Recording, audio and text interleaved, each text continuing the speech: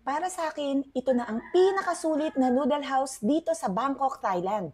Kasi bukod sa mura na ay masarap pa.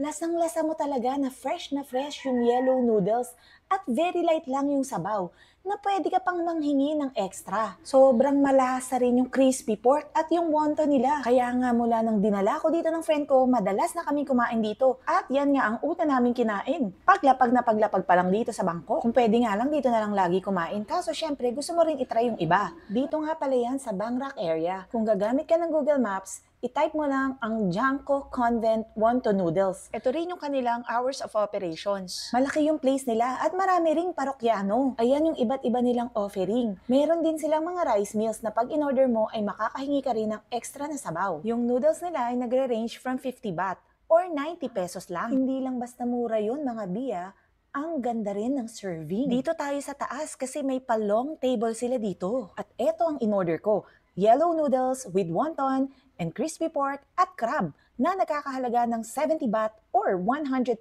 pesos lang mga bi. Kaya kung pupunta ka ng Bangkok at naghahanap ng sulit na noodle house, dito ka na sa Janko Convent Wonton Noodles. Yun lang mga bi. Kapong ka!